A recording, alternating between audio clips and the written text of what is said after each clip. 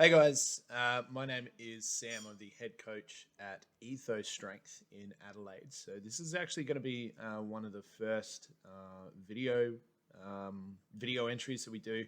Going to be trying to make a few more of these just so that we can interact with you guys a little more, get some more information out there, and really just try to make um, not only the fitness industry but certainly powerlifting as accessible and more open to discussion with people as we possibly can.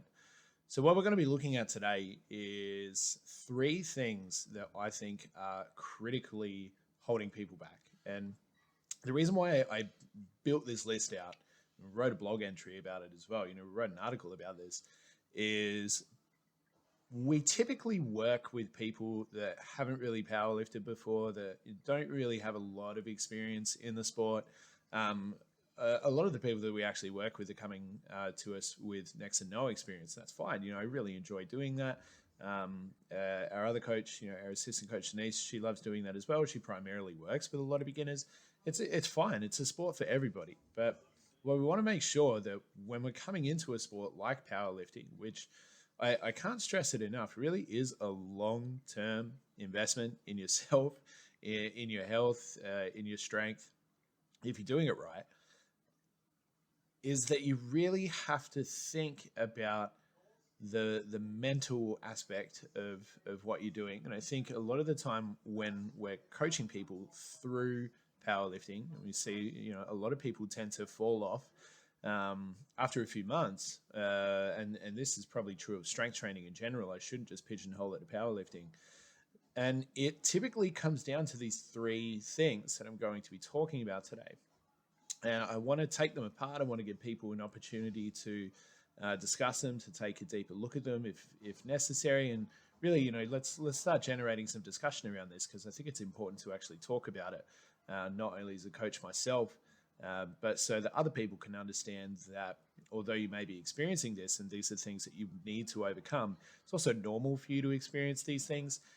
We just don't want you giving into them. Okay, so this list of three things that is holding you back is going to kick off with number one here.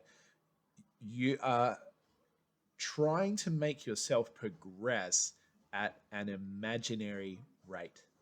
You're trying to make yourself progress at a rate that doesn't actually correlate to reality.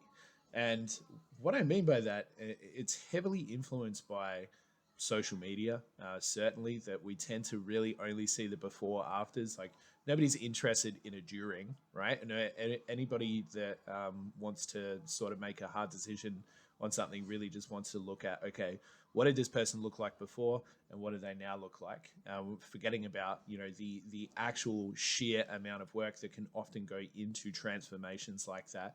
And that certainly applies to powerlifting. We look at people's highlight reels all the time. That's all that's ever being posted to Instagram. I very rarely see people sort of posting their more banal parts of their training, or the things that are less interesting. It's all highlights, and it doesn't really paint a natural or realistic picture of what it is to be lifting. Because I've been lifting for 13 years, and I can certainly remember a lot of my highlights.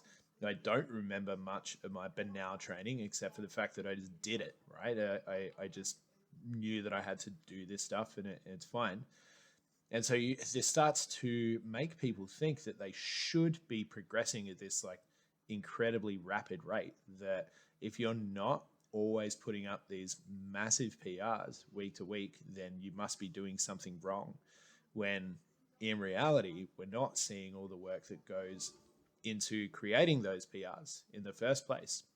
And so you start to place this immense weight of expectation on yourself that, oh, why am I not progressing more? Why am I, spinning my wheels? Oh, it's just pointless now. Like, I suck. Or, maybe it's just like, my coach isn't very good because I'm not hitting PRs every week. Something's just not right. When in reality, like, that's just strength training, man. Like, that's just the strength game, is that you're probably not going to hit PRs every week. I saw a really great post actually the other day from a guy named Tom Clark Fitness on Instagram. Tom, if you happen to see this, you make some good posts, man. So he said that your top set is your investment in what you perform or how you perform next week, and your back off work is how you perform next year. And I really love that.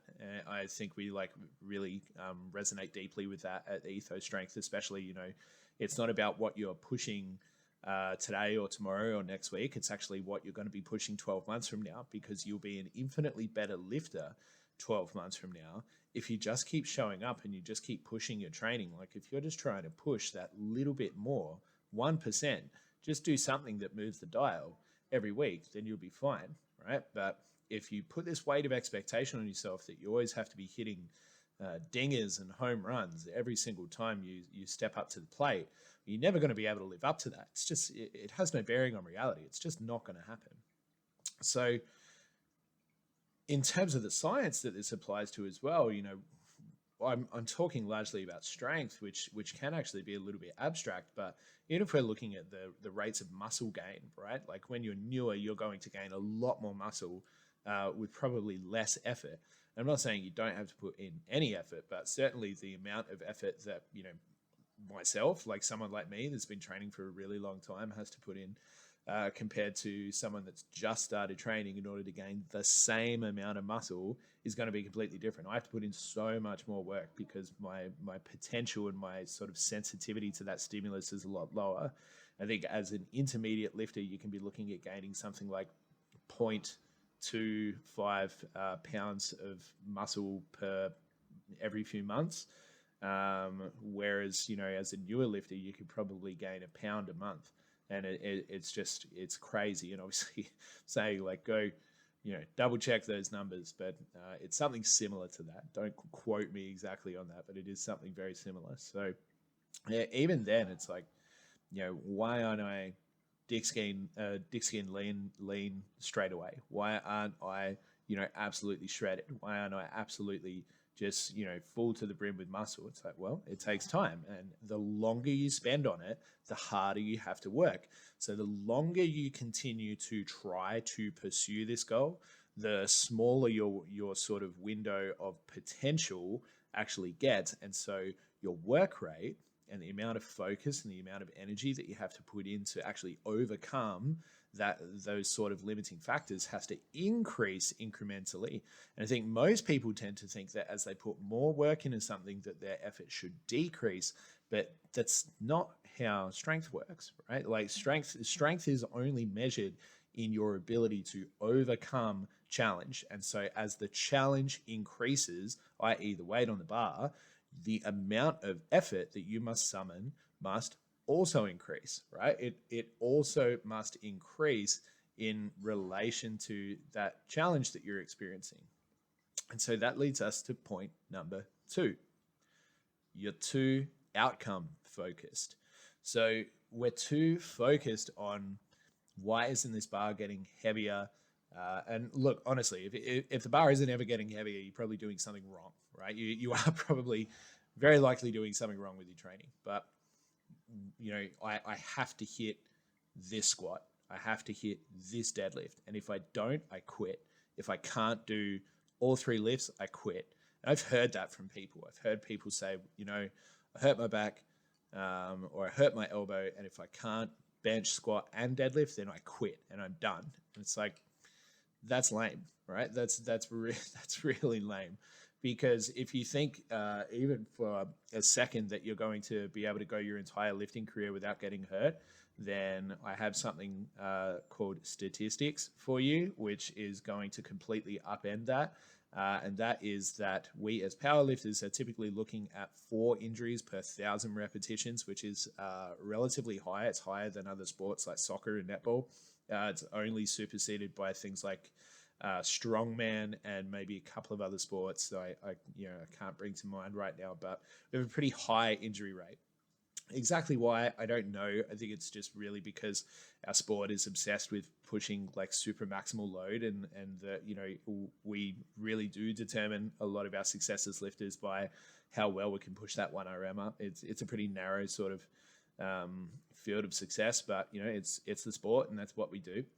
So we become like obsessed with outcome, right? Like if I'm not achieving this, then I suck. And the thing is like that number can't get bigger all the time, all year round. It will get bigger, especially if you're training correctly. If you've got a good coach in your corner, it'll happen. But you can't expect it to just like grow exponentially all the time. It just cannot happen. It like the world that we live in just doesn't work that way. So when we start to look at training, we talk about progress, it's really important that we don't just look at progress as being like where I am right now, but rather the distance between where you started and where you are right now. That's progress, right? Like I've moved this many miles from my starting point, so I must have made progress. So even if it feels as though you haven't moved at all, the fact that you have moved, you like objectively you have moved, you have put distance in between where you started and where you are now, is progress. And I said it to someone earlier today, it's not the outcome that determines your growth, it's action that determines your growth. The outcome itself is just a product of the behaviors that you need to sort of develop and refine along the way. But it's only through action that we can start to grow into better lifters, and quite honestly, like better people, that we can start to increase our capacity to deal with challenge and the things that are in front of us. And so that brings me to point number 3. Most people are afraid to lose. Most people would rather tell you that a goal isn't worth attaining rather than put in the effort, the years of effort themselves, go to a competition and then potentially lose. They would actually rather tell you that what you're trying to do is dumb or silly, or that it's not actually what you wanted in your heart of hearts. But in reality, most of those people are just simply afraid to lose. And there's a lot of this that gets around on social media now, where people will tell you that, oh, it's not actually what you wanted. What you want is this thing that I'm telling you that you want. It's the thing that you wanted isn't actually that. We know in thousands of years of human history, we've always had some element of competition. What I think is great now in modern society is that so many more people have access to a degree of competition. The issue is that more people now are faced with challenge. But the great thing about weightlifting and powerlifting is that that challenge is completely controlled. There's nothing dangerous about it, but it might, check your ego a little bit. It might sting a couple of times for you to realize that, maybe you've got some work to do. Maybe, you aren't as good as you think you are. But I don't think that's necessarily a bad thing. It's only through my losses, through my competition, missing lifts in competition, that I've actually felt like, okay, we need to make this change in order to overcome this obstacle. We need to go and adjust this. We need to try something else, and we need to be doing, something different. And it's only through those experiences that we can come to start to better our performance. And again, like better who we are as people. If you live this life devoid of challenge and you're constantly just sort of navel gazing, then I don't really know what to tell you, right? Like a lot of our growth, and we all pursue growth in some degree, because it allows us to grow into better people, better humans. But a lot of our growth has to be achieved through the pursuit of external goals. It can't just be both the goal and the journey, right? Like we can't just sort of say, oh no, everything I need is right here. I don't need to step outside of that. I just need to keep looking in. It's just simply not true. It's too limited a picture of what's really going on, and what our capacity really is as human beings. It can't just be internal, right? Like what we do is, it must give us this capacity to like push past boundaries and actually challenge our physical selves as well as our mental selves.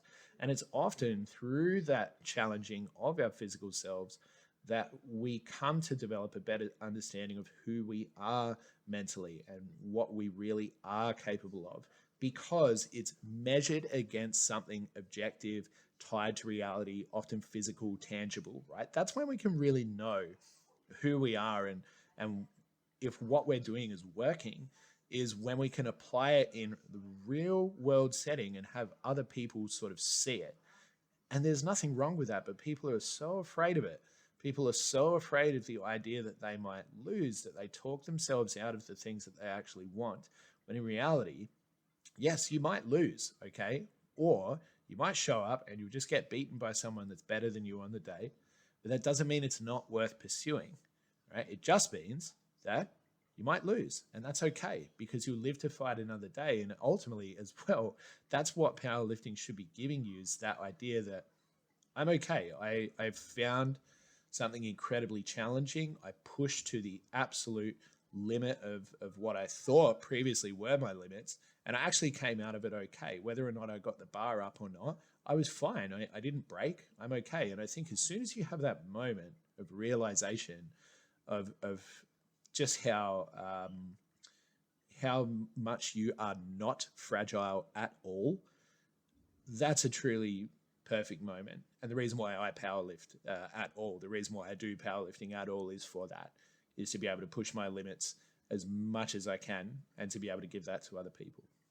So those are our three things. There are three ideas that I think are really holding back most new lifters. So give it a listen, guys. Give it a look. We've got this up on our blog. If anybody has any questions, throw them in the comments below. I'm always happy to talk and chat. I hope you enjoyed the first video installment here. Hopefully we'll be getting a few more. If you have any topics that you want to hear as well, please feel free to put them in the comments below.